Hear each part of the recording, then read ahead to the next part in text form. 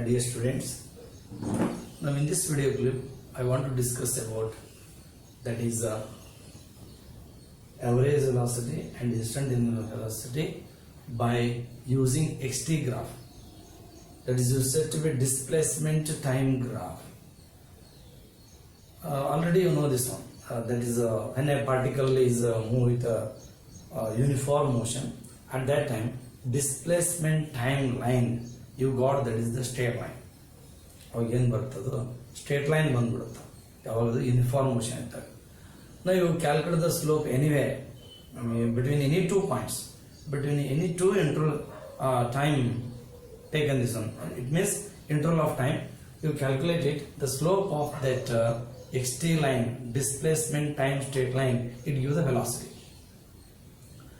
Based on that slope you have to confirm which velocity is greater, which velocity is smaller. Car A, car B, I give the example in the previous video clip. Now here I want to discuss about that is the average velocity by using that is the xt graph, position time graph. It means displacement time line, displacement time curve. You got here displacement time curve. Line ಹೇಗೆ ಬರುತ್ತೆ ಅಂದ್ರೆ ಇಲ್ಲಿ curve ಬರ್ತದೆ, ಹೀಗೆ curve ಬರ್ತದೆ. ಹೀಗೆ curve ಬಂದಾಗನ ಇದೇನಿರ್ತದ ನಾನ್ uniform motion ಇರುತ್ತ. ಇದೇನಿರುತ್ತ ನಾನ್ uniform motion ಇರುತ್ತೆ. ಇದು ನಾನ್ ಯೂನಿಫಾರ್ಮ್ ಇದ್ದಾಗ ಮಾತ್ರ ನಾವು ಎವರೇಜ್ ಕ್ಯಾಲ್ಕುಲೇಟ್ ಮಾಡೋ ಪ್ರಶ್ನೆ ಬರುತ್ತೆ. ಸಪೋಸ್ ಯೂನಿಫಾರ್ಮ್ ಇತ್ತು ಅಂತಂದ್ರೆ ನೀ ಸ್ಲೋಪ್ ಎಲ್ಲಾದ್ರೂ ಕ್ಯಾಲ್ಕುಲೇಟ್ ಮಾಡೋ, ಅದೇನ್ ಮಾಡುತ್ತಾ ಅದು ನಮಗೆ ವೆಲಾಸಿಟಿ ಕೊಡುತ್ತೆ. You confirm that is the slope of the displacement time line give the velocity, but you have to take this average velocity. ಇಲ್ಲ ಏನ್ ಮಾಡುತ್ತಾ ನಾನ್ ಯೂನಿಫಾರ್ಮ್ ಮೋಷನ್ ಇದ್ರೆ ಈ ಕರ್ವ್ ಏನ್ ಬರ್ತದೆ, ಇದು ಕರ್ವ್ ಬರುತ್ತೆ, ಸ್ಟ್ರೇಟ್ ಲೈನ್ ಬರಲ್ಲ. Now when you draw the graph, the different positions along y axis and time taken it is along the x axis. ನಮಗೆ OM ಅಂತ ನಾವೇನ್ ಹೇಳ್ತೀವಿ, ಡಿಸ್ಪ್ಲೇಸ್ಮೆಂಟ್ ಟೈಮ್ ಕರ್ವ್ ಅಂತ ಹೇಳ್ತೀವಿ. That is said to be displacement time curve. ಸರಿ, ಇವಾಗ ಇಲ್ಲಿ ಇದು OA ಆಯ್ತು. ನನಗೆ ಯಾವ ಎರಡು ಪಾಯಿಂಟ್ಸ್ ನೊಳಗೆ ಬೇಕಾಗಿದೆ average velocity. Average velocity you have to take that is two any fixed times. ಯಾವುದಾದ್ರೂ ಎರಡು ಫಿಕ್ಸ್ಡ್ ಟೈಮ್ಗೆ ನಾವೇನ್ ಮಾಡಬೇಕು, ಎವರೇಜ್ ವೆಲಾಸಿಟಿ ಕ್ಯಾಲ್ಕುಲೇಟ್ ಮಾಡಬೇಕು. ಹಾಗಾದ್ರೆ ನಾನು ಚೂಸ್ ಮಾಡಿದ್ದೀನಿ A and C at the time T2 and T1. Time interval between these two is delta T, T2 minus T1. Now that is the corresponding position x2 and x1.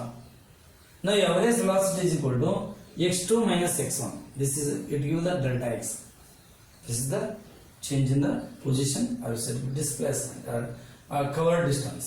Now T2 minus T1, it gives the time taken. Delta x by delta t is equal to AB by BC. Now it gives the average velocity.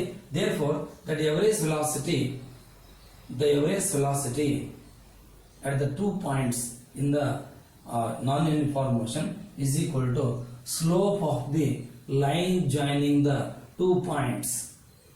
Once again I repeat, average velocity at the 2 particular times is equal to the slope of the line joining the corresponding the 2 points.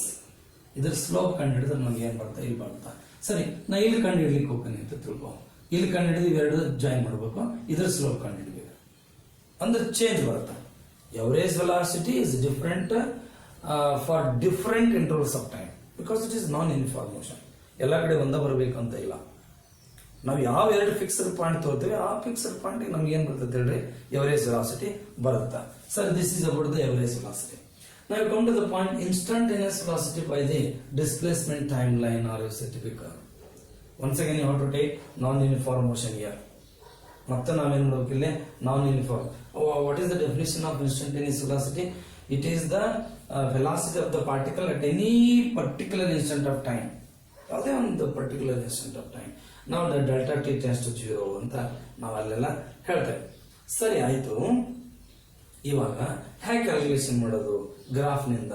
You draw the graph different positions along the y axis and time interval along the x axis. Then you got that is the displacement time curve. ನಮ್ಗೆ ಏನ್ ಬರುತ್ತೆ, displacement time curve ಬರ್ತದೆ. Now the OM is the displacement time curve. This displacement time.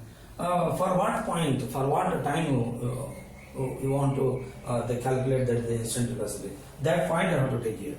That is the point P. Then particular point ಇದೇ ಟೈಮ್ಗೆ instantaneous velocity ಬೇಕು. ಏನು ಮಾಡಬೇಕು?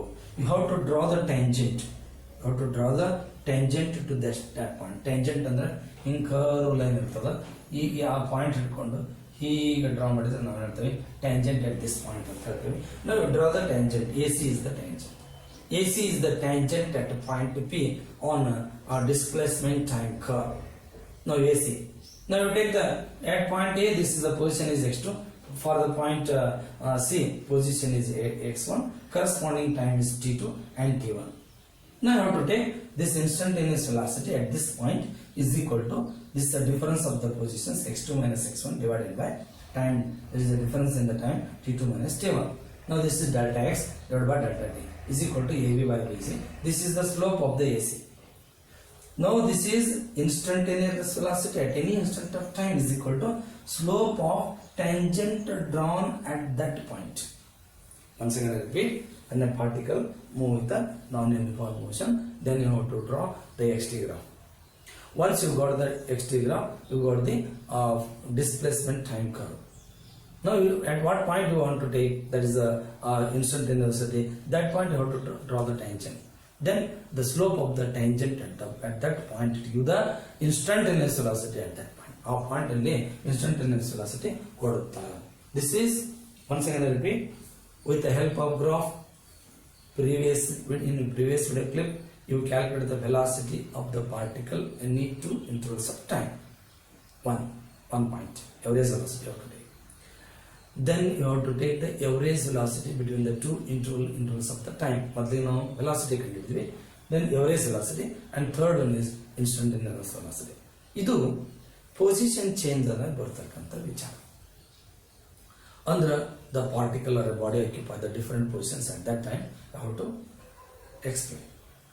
Then you come to the point. Suppose the velocity changes. ಈ ವೆಲಾಸಿಟಿನ change ಆಗ್ಬಿಡುತ್ತೆ. ಏನ್ ಮಾಡುತ್ತದ? ಈ velocity change ಆಗುತ್ತೆ. ಇಲ್ಲೇ 0 ಇರುತ್ತೆ. 1 ಸೆಕೆಂಡ್ ಆಗುತ್ತೆ 2 ಮೀಟರ್ ಪರ್ ಸೆಕೆಂಡ್ ಆಗುತ್ತೆ. ಮತ್ತೆ 1 ಸೆಕೆಂಡ್ ಆದ್ಮೇಲೆ 3 ಮೀಟರ್ ಪರ್ ಸೆಕೆಂಡ್ ಆಗುತ್ತೆ. ಆಮೇಲೆ ಮತ್ತೆ 1 ಸೆಕೆಂಡ್ ಆದ್ಮೇಲೆ 4 ಮೀಟರ್ ಪರ್ ಸೆಕೆಂಡ್ ಆಗುತ್ತೆ. The velocity is one changes with the time. At that time you define the acceleration. ಅವಾಗ ನಾವು ನೋಡುತ್ತೆ acceleration ಬರುತ್ತೆ. ಹಾಗಾದ್ರೆ ಇಲ್ಲಿ acceleration definition ಹೇಳಬೇಕು. What is the acceleration? How you define that is the acceleration? Acceleration ಅನ್ನೋದನ್ನ ಹೇಗೆ define ಮಾಡ್ತೀವಿ? Velocity change ಆಗಿದಾಗ ಬರ್ತವೆ. ವೆಲಾಸಿಟಿ ಚೇಂಜ್ ಆಗಿಲ್ಲ, ವೆಲಾಸಿಟಿ ಸೇಮ್ ಅದ, ಅವಾಗ ಆಕ್ಸಲರೇಷನ್ ಇರಲ್ಲ. ಮತ್ತೆ ಆಕ್ಸಲರೇಷನ್ ಏನಾಗಿರ್ತದೆ? Acceleration is 0. You got the acceleration only when there is a change in the velocity of the particle. Change in the velocity of the particle. ಈಗ ನಾನೇನ್ ಮಾಡ್ತೀನಿ, ನನಗೆ ಸ್ಟಾರ್ಟಿಂಗ್ ಏನ್ ಮಾಡ್ತದ, ಇಲ್ಲಿ ಪಾಯಿಂಟ್ ಓದೊಳಗದ ಇಮಿಡಿಯೇಟ್ 1 ಸೆಕೆಂಡ್ ಆಗುತ್ತೆ 2 ಮೀಟರ್ ಪರ್ ಸೆಕೆಂಡ್ ವೆಲಾಸಿಟಿ ಬರುತ್ತೆ. ಅಂದ್ರೆ ರೆಸ್ಟ್ ಇರುತ್ತೆ ಪಾರ್ಟಿಕಲ್. ಆಮೇಲೆ ಮತ್ತೊಂದು ಸೆಕೆಂಡ್ ಆದ್ಮೇಲೆ 3 ಮೀಟರ್ ಪರ್ ಸೆಕೆಂಡ್, ಮತ್ತೊಂದು ಸೆಕೆಂಡ್ ಆದ್ಮೇಲೆ ಮತ್ತೆ 4 ಮೀಟರ್ ಪರ್ ಸೆಕೆಂಡ್ ಆಗುತ್ತೆ. ಅಂದ್ರೆ 1 ಸೆಕೆಂಡ್ಗೆ ಏನಾಗುತ್ತೆ ಹೇಳ್ರಿ, ಇಲ್ಲಿ starting have to take this is 1, sorry you take 1, suppose you take this is 2, this is you set to be 3. ಇಲ್ಲಿ ನೋಡ್ರಿ 1 ಸೆಕೆಂಡ್ 1 ಮೀಟರ್ ಪರ್ ಸೆಕೆಂಡ್ ಆಗುತ್ತೆ. ಮತ್ತೊಂದು ಸೆಕೆಂಡ್ಗೆ 1 ಮೀಟರ್ ಪರ್ ಸೆಕೆಂಡ್ ಹೆಚ್ಚಾದ್ರೆ ಮತ್ತೊಂದು ಸೆಕೆಂಡ್ ಮತ್ತೊಂದು ಮೀಟರ್ ಪರ್ ಸೆಕೆಂಡ್ ಹೆಚ್ಚಾದ್ರೆ, ಅಂದ್ರೆ ಪ್ರತಿ second 1 metre per second ಹೆಚ್ಚಾಯ್ತು ಅಂತಂದಾಗ ಅವಾಗ ಆಕ್ಸಲರೇಷನ್ ಇರುತ್ತೆ. ಆ ಆಕ್ಸಲರೇಷನ್ ಯೂನಿಫಾರ್ಮ್ ಆಕ್ಸಲರೇಷನ್ ಆಗಿರುತ್ತೆ. ಇಲ್ಲ ಅಂದ್ರೆ ಅದು ವೇರಿಯಬಲ್ ಇರುತ್ತೆ. ಸರಿ ಆಯ್ತು, what how you define this one acceleration? That is the change in the velocity of the particle per unit time. Change in velocity of the particle per unit time is called acceleration. Change in velocity of the particle per unit time is called acceleration. In other words, simply in general you said to me rate of change of velocity of the particle is called acceleration. That is also definition. Okay, ಅದು ಕೂಡ okay. ಇಲ್ಲಿ acceleration is equal to change in velocity divided by time taken. ಹೆಂಗೆ time taken ಅಂತ ನೋಡೋದು? ಇಲ್ಲಿ T 0 ಇದೆಪ್ಪ, T ಇಲ್ಲೊಂದು journey ತಗೋತಾನೆ, ಇದು ಯಾವುದೋ ಒಂದು ಜರ್ನಿ ಇಲ್ಲಿ ತಗೋತಾನೆ. ಇಲ್ಲಿ ಟಿ ಈಸ್ ಈಕ್ವಲ್ ಟು 0 ಇದೆ, 2 ಮೀಟರ್ ಪರ್ ಸೆಕೆಂಡ್ ಇದೆ. ಮತ್ತು 1 ಸೆಕೆಂಡ್ ಆದ್ಮೇಲೆ 3 ಮೀಟರ್ ಪರ್ ಸೆಕೆಂಡ್, ಮತ್ತೊಂದು ಸೆಕೆಂಡ್ ಆದ್ಮೇಲೆ 4 ಮೀಟರ್ ಪರ್ ಸೆಕೆಂಡ್.